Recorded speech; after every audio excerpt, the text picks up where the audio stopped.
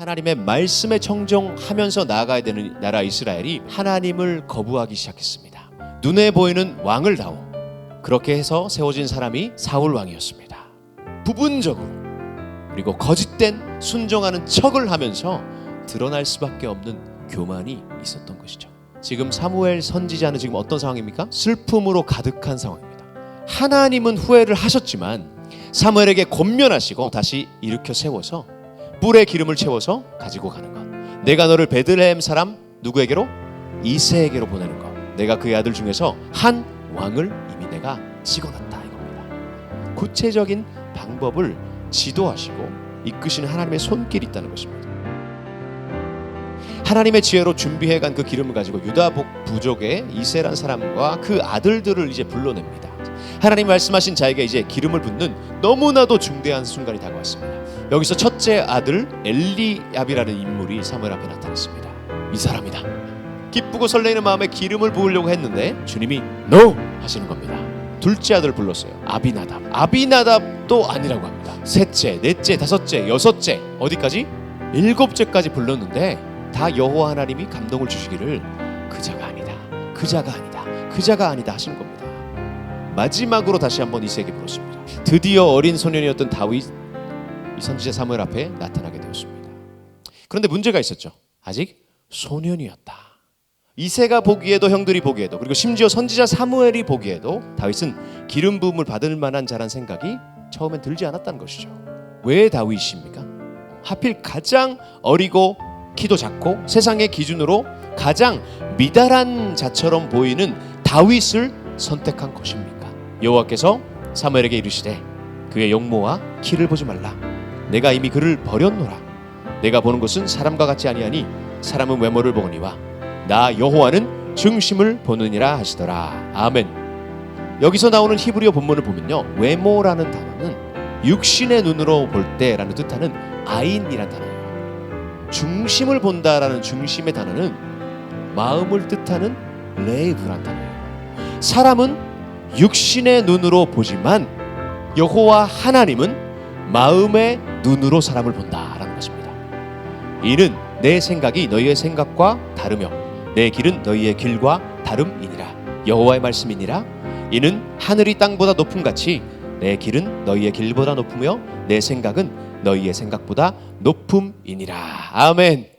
선지자 사무엘은 다윗에게 기름을 붓습니다. 구약 성경에서 기름을 붓는다는 것은 무엇을 의미합니까? 사람이든 물건이든 하나님이 기름을 부으신 것들은 거룩해진다. 하나님이 사용하시기 위해 구별됐다는 것을 상징하는 것이 기름을 붓는다라는 그런 표현이라는 것입니다. 그 기름을 붓는다는 것은 더불어서 구약 성경의 맥락에서 하나님의 영이 임하게 됨을 말합니다. 여러분, 신약의 성령의 역사는 오순절 날부터 지속적으로 우리 가운데 내주하시고 운행하시는 역사지만 구약에서는 틈틈이 하나님의 역사가 있을 때마다 성령이 탁탁 하나님의 역사를 일으켜줬죠. 구약의 역사 가운데 기름 부음을 받은 자에게 임하는 성령. 그래서 그 기름 부음을 받을 때에 하나님의 영에 크게 감동되어 강력하게 다윗에게 임했다. 사울에게도 임했죠, 여러분. 그러나 사울은 지속적으로 함께 주님과 동행하지 않았고 한 번 성령이 임했다가 충만을 받았다가 그냥 버림을 받게 되죠. 버림받은 사울과 하나님께 선택받아서 놀랍게 하나님의 역사를 지필해 나간 다윗과 차이점이 뭐냐고요. 다윗도 완전 무결한 완벽한 인간이었어요, 아니었어요? 오점이 많죠. 실수하죠. 넘어지죠. 나를 주 앞에서 쫓아내지 마시며 주의 성령을 내게서 거두지 마소서. 다윗이 성령이 사울을 떠난 것처럼 나에게서부터도 떠날 것을 두려워했었다는 것이죠. 그 성령의 감화감동 임재를 거두지 말아달라는 절절한 회개가 다윗의 입술에서 나온 줄 믿습니다.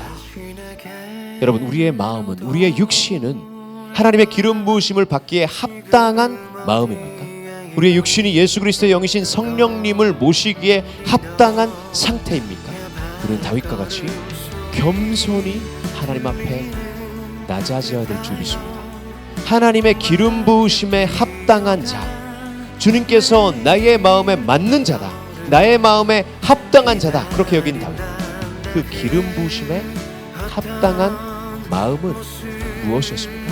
사람은 겉모습을 보고 평가하지만 우리 하나님은 그 마음의 중심을 보신다. 다윗의 모든 일거수일투족을 보시면서 이 자가 나의 언약을 이어갈 자다. 하나님이 부르신 거예요. 하나님이 선택하신 거예요. 나의 마음에 들었다. 나의 마음에 맞는다. 그분의 마음에 합당한 자. 그런 사람이 저와 여러분 되시길 바랍니다. 그래서 우리가 마음을 지켜야 되는 것입니다.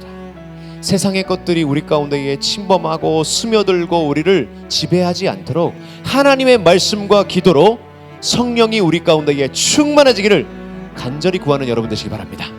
정말 하나님의 마음에 합당한 자가 돼서 한 주 동안 다윗처럼 승리하는, 하나님의 기름 부으심을 받은 자의 합당한 삶과 마음으로 주님을 기쁘시게 하는 한 주 되시기를 간절히 소망합니다.